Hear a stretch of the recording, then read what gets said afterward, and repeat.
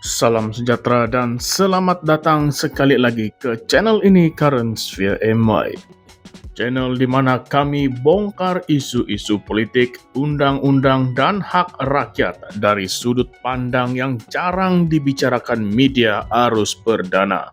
Hari ini kita akan ulaskan satu kisah yang mungkin tidak begitu populer di peringkat nasional tetapi sangat penting buat rakyat Sabah, yaitu tentang keberanian politik Datuk Seri Shafie Apdal dan pindaan ordinan tanah Sabah tahun 2018. Tetapi tunggu dulu, ini bukanlah sekadar cerita pasal tanah. Ini adalah cerita tentang kuasa, tentang hak, tentang perjuangan yang mempertahankan kedaulatan Sabah yang selama ini sering diketepikan. Mari kita sembang santai tetapi ulas isu ini dengan lebih terperinci. Baiklah, pernahkah kamu dengar tentang ordinan tanah? Bunyinya macam undang-undang biasa saja kan?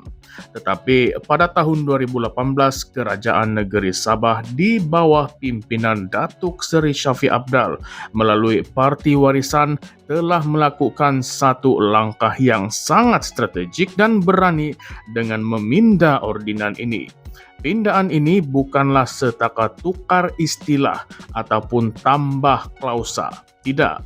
Pindaan ini secara fundamentalnya mentakrifkan semula apa itu tanah di bawah bidang kuasa Sabah, dengan memasukkan sekali pelantar benua, dasar laut, dan kawasan bawah dasar laut sebagai sebahagian daripada wilayah Sabah. Bayangkan, dasar laut pun dikira dalam takrif tanah Sabah. Memang ini adalah satu yang gila-gila berani. Tetapi kenapa pula langkah ini penting sangat? Nah, jadi cerita dia begini.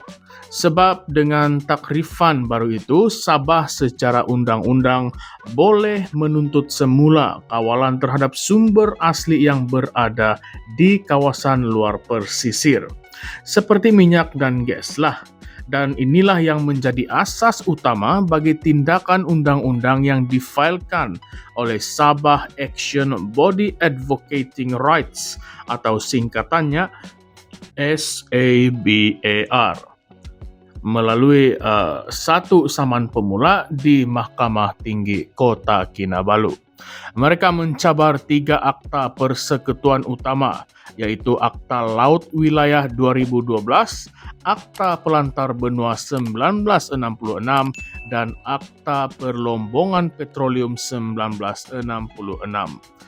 SABAR ataupun Sabar dakwa yang ketiga-tiga akta ini tidak terpakai di Sabah, tidak berperlembagaan dan terbatal dan tidak sah. Nah, serius kan? Kenapa mereka boleh buat tuntutan macam itu?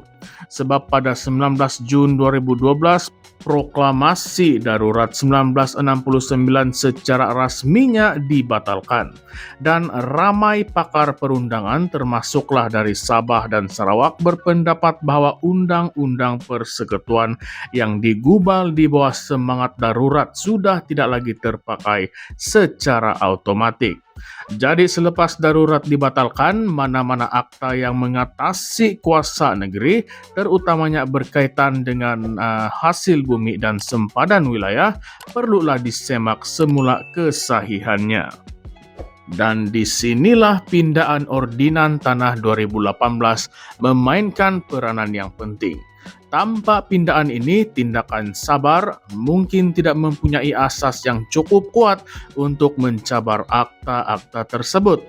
Tetapi disebabkan pindaan itu, mereka kini ada platform undang-undang yang kukuh untuk membawa kes ke mahkamah. Bayangkan, satu pindaan boleh mengubah lanskap tuntutan autonomi Sabah secara keseluruhan. Apa yang lebih menarik, Mahkamah Tinggi Kota Kinabalu telah membenarkan Sabar untuk mengemukakan lebih 500 muka surat dokumen arsip British, termasuklah surat rasmi yang merujuk kepada Perintah Majlis tahun 1954 dan juga 1958. Dokumen-dokumen ini penting karena ia membuktikan bahwa pelantar benua dan kawasan luar pesisir memang termasuk dalam wilayah asal Sabah sebelum pembentukan Malaysia pada tahun 1963, dan kalau betul sempadan itu tidak pernah dilucutkan secara sah oleh mana-mana akta parlimen, maka tuntutan Sabah sangatlah berasas. Ini bukanlah cerita rekaan politik semata-mata, tetapi ini adalah fakta sejarah yang tersimpan di dalam arsip. Bila kita renungkan balik, tindakan berani kerajaan negeri Sabah di bawah warisan ini memang tidak boleh dinafikan. Ia bukanlah sahaja bijak dari sudut undang-undang, tetapi juga sangat signifikan dari sudut perjuangan kedaulatan. Ini bukan tentang satu parti ingin menangkan politik, tetapi ini adalah tentang memperkukuhkan hak Sabah yang telah lama digadai atau didiamkan. Dan jujurlah saya kata, dalam politik Malaysia hari ini, keberanian sebegini memanglah sangat jarang kita nampak. Tetapi mari kita persoalkan sikit. Selepas pindahan ini diluluskan, adakah kerajaan persekutuan mengambil sebarang tindakan untuk menghormati sempadan Sabah yang diperbaharui? Adakah Petronas terus bayar royalti penuh kepada Sabah? Adakah kerajaan pusat bersedia runding semula hak hasil bumi Sabah atas dasar semangat Malaysia Agreement 1963? Jawapannya masih lagi samar-samar. Ya, memang ada jawatan kuasa MA63, tetapi seperti yang disebut oleh Datuk Seri Dr. Jeffrey Kitingan sendiri, pelaksanaan MA63 ini excruciatingly slow. Sangatlah lambat, macam siput katanya. Mesyuarat demi mesyuarat, laporan demi laporan, tetapi hasilnya mana? Rakyat pun masih lagi menunggu. Dan lebih pelik lagi, tuntutan 40% hasil negeri seperti yang termaktub di dalam perlembagaan sehinggalah kini masih lagi tergantung. Kononnya dalam kajian teknikal, tetapi berapa lama mau kaji? Takkanlah mau kaji sampai Sabah kehabisan sumber kan?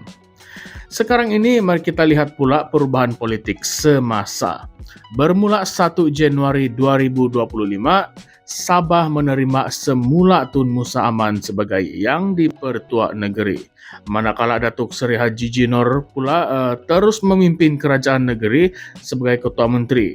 Gabungan ini mungkin dilihat sebagai stabil, tetapi juga penuh dengan persoalan.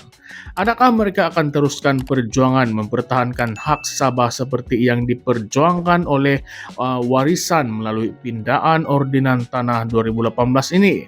Atau adakah semangat perjuangan itu akan terhenti di situ sahaja?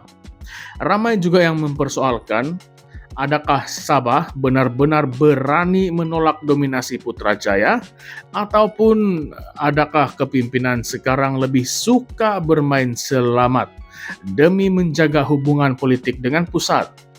Ini adalah satu persoalan besar yang perlu kita semua fikirkanlah. Dan kita juga tidak boleh lari dengan isu siapa yang sebenarnya bakal untung jika kes Sabar ini menang. Adakah rakyat Sabah akan dapat menikmati hasil bumi mereka sendiri? Atau adakah kekayaan itu akan terus berkitar dalam kalangan elit politik dan juga kroni-kroni? Ini jangan kamu salah anggap ya. Ini bukanlah tuduhan. Tapi ini adalah persoalan-persoalan yang wajar kita tanya. Sebab kalau kita berjuang atas nama hak negeri, ia sepatutnya untuk semua dan bukan hanya segelintir sahaja yang untung. Jadi kepada Anda yang menonton sekarang ini, apa pendapat Anda semua? Adakah pindaan Ordinan Tanah 2018 ini satu langkah revolusioner yang patut dicontohi?